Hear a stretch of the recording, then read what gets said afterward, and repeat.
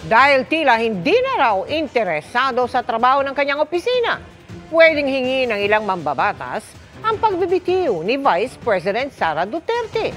Sa gitna ito ng patuloy na hindi pagsipot ng Vice Presidente sa pagdinig ng Kamara sa budget ng OVP.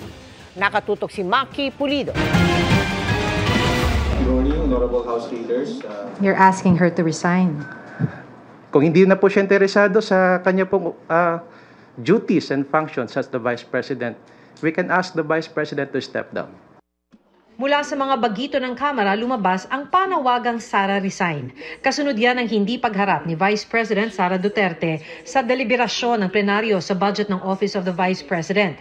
Kahapon dapat isasalang sa plenaryo ang OVP budget, pero hindi na dumalo ang Vice Presidente na nagpasabing ipinapaubaya na niya sa mga mambabatas ang kahihinatnan ng budget ng OVP. Ayon sa mga kongresista, ito ang unang beses na hindi sumipot ang head of agency o authorized representative sa budget deliberation. Hindi raw sapat ang ipinadala ng bise na sulat ng OVP dahil kailangan may sumagot sa mga itatanong ng mga kongresista tungkol sa budget. Bagamat may pinadalang kinatawan ng OVP, hindi raw sila otorisadong magsalita para sa Vice Presidente. 17 oras o hanggang alas 3 daw ng madaling araw kanina, naghintay ang mga mambabatas para humarap ang bise. Kung ganyan po, it shows that she's not interested with her duties and functions as the Vice President of the Philippines. Kasi nakikita natin hindi naman po siya dumadalo sa mga pandinig dito po sa Kongreso.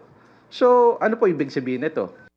Sabi ng old-timer na si House Deputy Speaker David Suarez, that's clearly the clear sentiments being shared by a lot of members. Pera ng taong bayan to, hindi to pera ng iisang tao, ng isang pribadong individual.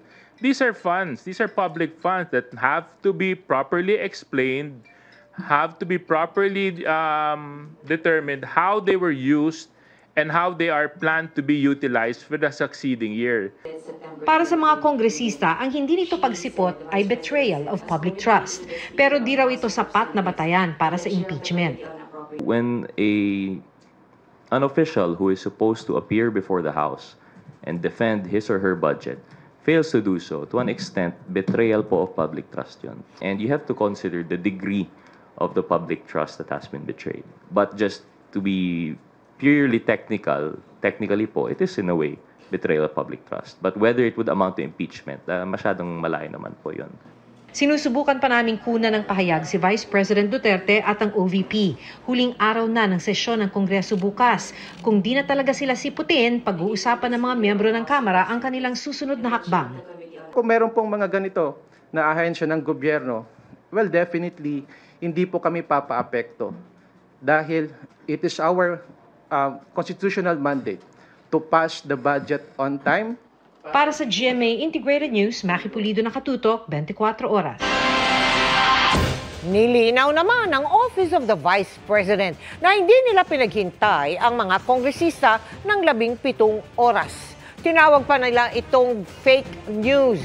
Noong September 16 pa lang daw, alam na nila Naldoso Representative Zia Adjong na ipinauubayan na ng bise sa Kamara ang deliberasyon sa hinihinging budget.